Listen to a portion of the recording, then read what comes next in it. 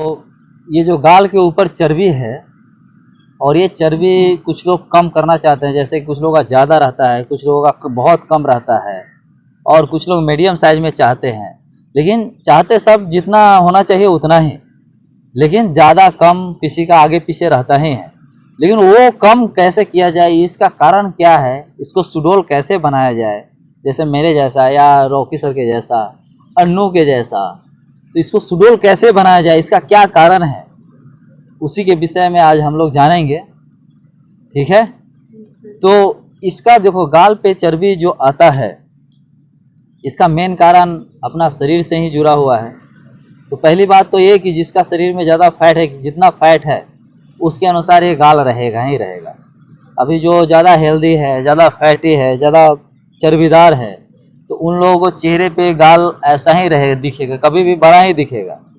लेकिन जो लोग बॉडी में फैट की मात्रा बहुत कम है, मान लिया कि 15%, 10%, 20% है, तो उन लोगों का गाल ऐसा ही रहेगा अंदर की ओर। जैसे आप मेरा देख सकते हैं, मेरा थोड़ा ज़्यादा अंदर है, बट ठीक है। इसका भी कभी कभी लोग तारीफ करते हैं कुछ लोग, और कुछ लोग बोलते हैं कि थोड़ा ज़्यादा अंदर है, थोड़ा सा बाहर रहना चाहिए। तो खैर, तो बहुत सारे लोगों को ऐसा चाहिए और कुछ लोगों को नॉर्मल चाहिए। तो नॉर्मल तो होना ही चाहिए। इसको साइड कीजिए इसको। तो इसका मेन कारण है आपका जो कितना शरीर में फैट की मात्रा है उसके अनुसार आपका गाल होगा। और दूसरी बात ये कि अगर आप प्रैक्टिस कर रहे हैं, एक्सरसाइज कर रहे हैं, और आपका फैट लेवल ये कम नहीं हो रहा है, गाल का कम करना चाहते हैं, गाल का कम नहीं हो रहा है, बॉडी कम हो गया है लेकिन ये कम नहीं हो रहा है, उसका सीधा सा मतलब है कि आपका जो एक्सरसाइज आप कर रहे हैं वो हर एक्सरसाइज में आपका ब्रीथिंग की समस्या है। आप कैसे सांस ले रहे हैं, कैसे छोड़ रहे हैं, उसका भी इफेक्ट आपके शरीर के साथ साथ आपके गालों पे ही पड़ेगा। तो अगर आपका ब्रीथिंग अच्छा है, सांस छोड़ने का तरीका अच्छा है, तो गाल ये फिट रहेगा, शरीर के अनुसार ही रहेगा। जैसा शरीर रहेगा वैसा ही ये गाल अंदर रहेगा, बाहर रहेगा। और नहीं, ब्रीथिंग अगर खराब है तो आप प्रैक्टिस कर रहे हैं तो शरीर तो नॉर्मल दिखेगा लेकिन गाल ऐसे ही दिखेगा बाहर, अगर ब्रीथिंग गलत है तो ब्रीथिंग इज मस्ट इम्पोर्टेंट। और तीसरा स्टेप ये है कि आपका जो खासकर ये पेट की क्रिया है, पेट की समस्या, अगर पेट का सिस्टम आपका परफेक्ट है, और जो उसके बाद एक्सरसाइज करने के बाद जब सांस छोड़ते हैं तो पेट से हो रहा है प्रॉपर ब्रीदिंग, मैंने पहले ही बोला ब्रीदिंग प्रॉपर होनी चाहिए। तो अगर ये क्रिया आपका यहाँ से प्रॉपर चल रहा है प्रैक्टिस के दौरान, जैसे सांस छोड़ते हैं तो ये ब्रीदिंग छोड़ते हैं, नॉर्मल भी छोड़ते हैं तो इस तरीके से पेट इन हो रहा है, मतलब यहाँ से आपका कंटिन्यू सर्विसिंग कंटिन्यू जारी है, क्लियरिटी है, और ये समस्या से आप प्रॉपर तरीके से इसका यूज कर रहे हैं पेट को, तो आपका ये गाल बॉडी के अनुसार प्रॉपर रहेगा। जितना बॉडी में फैट की मात्रा रहेगा उतना रहेगा, और ये सुडौल दिखेगा ही दिखेगा अगर ये समस्या फिट है तो। लेकिन ये समस्या फिट नहीं है, कितना भी आप प्रैक्टिस कर रहे हैं और ऊपर से ये कर रहे हैं, कुछ फायदा नहीं है। तो ये सेंटर पॉइंट है पूरे शरीर का, और यहाँ पे फोकस जाना मस्ट इम्पोर्टेंट है। समझ गए? तो ये गाल पे चर्बी ज़्यादा होना, कम होना, इसका कारण पहला आप समझ गए। पहला स्टेप क्या है कि कितना परसेंट आपका फैट है उसके ऊपर डिपेंड है।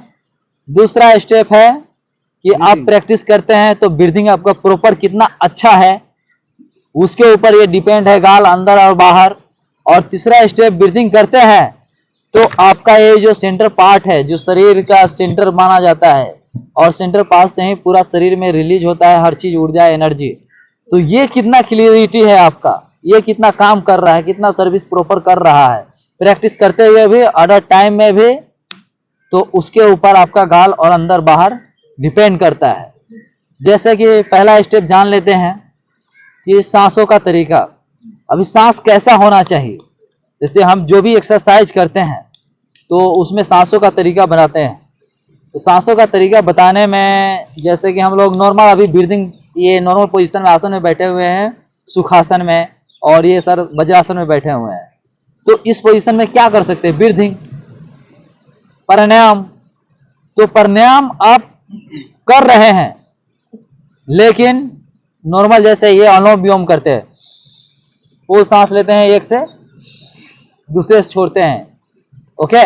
और एक अनुलोम विलोम पहला है शुरुआती दौर में कि फुल सांस लेंगे, पूरा शरीर को भरेंगे और स्टमक से छोड़ेंगे। तो ये जो क्रिया है धीरे धीरे सांस लेने का छोड़ने का अनुलोम विलोम का, ये 2 स्टेप, वो अगर यहां से हो रही है तो निश्चित तौर पे फर्क गिरेगा। और जैसा कि हमने पहले ही बोला कि शुरुआती जब भी आप प्रैक्टिस से करें तो अनुलोम विलोम जो भी है सांस की क्रिया नाक से ही किया जाता है, लेकिन जब आप शुरुआती कर रहे हैं तो आपको मुंह से सांस छोड़ना पड़ेगा। मुंह से मतलब जैसे कि ये सांस ले रहे हैं नाक से और इधर से छोड़ रहे हैं, इसमें नाक से ही करना है, लेकिन जब ये सांस लेंगे फुल एंड देन शुरुआती में मुंह से छोड़ेंगे जैसे,